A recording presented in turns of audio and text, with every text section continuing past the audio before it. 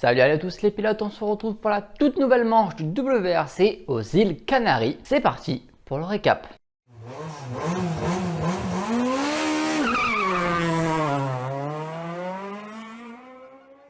On commence évidemment par les WRC2. Plusieurs pilotes sont présents sur cette manche. Les frères Rossel sont évidemment présents, mais également aussi plusieurs pilotes locaux tels que Cajon ou Yefren Yarena. Grazin est présent, Robert Virves, Lina Maré, quelques habitués du WRC. Nous avons également les débuts en championnat du monde de Mathieu Franceschi et Lucie Beau. Le vendredi, Johan Rossel s'empare de la tête de course, 3 secondes 6 devant Cajon. 3e Gryazin, 4e Lindholm, 5e Léo Rossel et 6 Mathieu Franceschi. Jorgensen, le champion du monde en titre, malheureusement s'arrête dans la barrière. Mathieu Franceschi doit abandonner, il a eu des problèmes d'intercom, il n'a pas pu attendre la note au virage et malheureusement il a tapé, ce qui a abîmé la voiture. Johan Rossel fait un autre meilleur temps et désormais possède près de 15 secondes d'avance sur Cajon. Léo Rossel lui passe Gryazin pour le gain de la 3e place. Malheureusement, dans la spéciale d'après, il est victime d'un problème de pédale d'accélérateur, c'est-à-dire qu'au moment où il freine, la voiture continue à accélérer, ce qui aura pour conséquence à un moment de sortir large dans un champ et surtout glisser dans le classement. Johan enchaîne en tête et possède désormais 18 secondes d'avance sur Cajon. Léo Rossel lui attaque sa remontée et revient déjà bien 5e après de 4 secondes 7 de Gryazin. Samedi, Johan Rossel attaque encore mais se permet quand même de gérer un peu son rallye face à Cajon qui lui reprend un tout petit peu de temps mais il possède quand même une grande marge d'avance. Derrière, Léo Rossel continue sa remontée. Lindholm lui est victime d'une petite touchette et bascule dans le classement. Virves lui tape le mur assez fort. Gryazin sous pression de Léo Rossel sort la grosse attaque et reprend un petit peu de marge face à ce dernier. À la fin de la journée, Léo Rossel se trompe dans une note et sera à la sortie de route. Heureusement que l'arbre était là pour l'arrêter. Le dimanche, Johan Rossel est largement en tête et peut se permettre de gérer son avance. Pour lui, il a juste à dérouler et aller à l'arrivée pour s'imposer sur ce rallye. Il fera le meilleur temps ex-aequo avec Ogier et Fourmeau dans la super spéciale sur un karting. Son premier temps scratch de sa carrière en WRC. Deuxième, Cajon qui a très bien roulé et troisième, Gryazin. On peut passer maintenant au WRC. Rovanperä démarre avec le meilleur temps devant Evans et Ogier. Fourmeau est 4e. Tanak et Neuville ont un petit peu plus de mal pour le moment. Rovanperä récidive et augmente son avance sur Ogier. Les Hyundai et les N-Sport semblent en difficulté pour le moment. Rovanperä triple la mise et les Toyota impressionnent. Seul 4e, Fourmeau s'intercale proche de Pajarvi et Katsuta qui lui mettent la pression. Rovanperä enchaîne avec un 4e temps en 4 spéciales et porte son avance à 22 secondes sur Ogier. Evans n'est pas très loin derrière, Pajarvi lui dépasse Fourmeau qui semble plus en difficulté en cet après-midi. Les Hyundai sont toujours en galère tout comme les N-Sport. Il y a de fortes chances que ça vienne des pneus parce qu'ils ont beaucoup de sous-virages et que même très souvent au milieu voire bien avant la fin de la spéciale, ils ont les pneus en surchauffe. Contrairement aux Toyota qui ont l'air de parfaitement aller bien. C'est vraiment un cauchemar pour ces deux marques puisque Fourmeau dégringole au classement. Les Toyota sont aux 5 premières places, Neuville va un petit peu mieux mais reste assez loin des Toyota. À la fin de la journée, les 3 Hyundai sont regroupés en 1 seconde 5. Rovanperä lui a fait 6 temps scratch sur 6 possibles.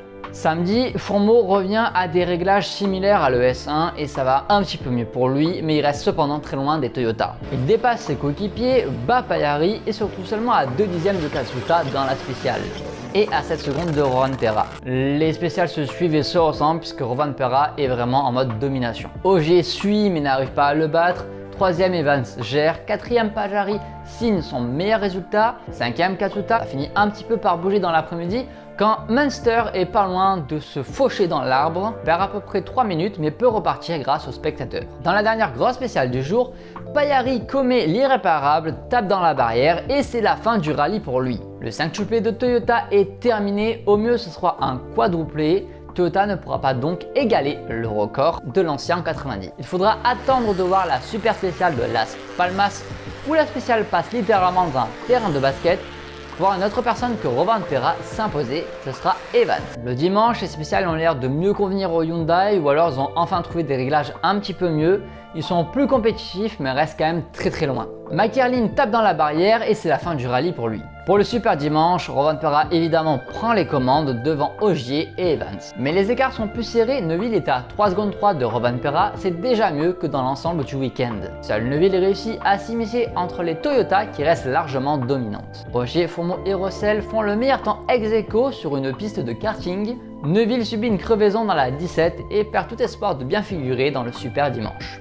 Pour le général, rien ne viendra embêter Rovanperä qui signe sa 6e victoire de sa carrière en WRC. Il a vraiment écrasé ce rallye et même dans la Power Stage où il inflige 4 secondes à Sébastien Ogier, qui, rappelons, est quand même un des pilotes très performants sur asphalte. Soit il a trouvé quelque chose sur la Toyota et l'utilisation de ses pneus Hankook, soit il est vraiment revenu en mode archi dominateur. Deuxième, Ogier n'a rien pu faire, ou en tout cas il n'a pas tenté le tout pour le tout. Ça faisait quand même 3 mois qu'il n'avait pas roulé en WRC depuis le Monte Carlo. Troisième, Evans était régulier et prend des points précieux pour le championnat. Quatrième, Katsuta n'a pas vraiment été dans le rythme, mais en général sur les spéciales asphalte il n'est pas forcément ultra rapide, mais surtout il reprend de la confiance après son accident au Kenya. Cinquième, Fourmeau termine le meilleur des autres, tellement les Toyota ont dominé. Sixième est donc Tanak. Neuville, malgré sa crevaison, termine 7ème et prend des points pour le championnat, mais malheureusement c'est dérisoire. A noter en WRC3 le triplé français avec Matteo Chatillon qui s'impose devant Arthur Pellamont qui s'était déjà imposé en WRC3 au Monte Carlo de cette année évidemment. Et troisième, nous avons Giovanni Rossi. Au championnat, Evans s'envole encore plus puisqu'il a désormais 43 points d'avance sur Rovanperä, désormais son second. Et au championnat constructeur, c'est pire puisque Hyundai avait réussi à réduire la barre. Maintenant, ils ont 51 points de retard sur Toyota. Et pour le prochain pronostic, eh bien, je verrai justement Rovanperä s'imposer. Mais attention à Tanak, Neuville et Fourmeau qui devraient être revanchards et essayer le tout pour le tout pour Hyundai. Donc pour la deuxième place, je dirais peut-être Neuville et un troisième Fourmeau. Le prochain rallye sera donc le rallye du Portugal et notre manche terre évidemment. Le rallye se déroulera du 15 au 18 mai 2025. Quant à nous, on se retrouve le 21 mai. Je vous dis à bientôt les pilotes.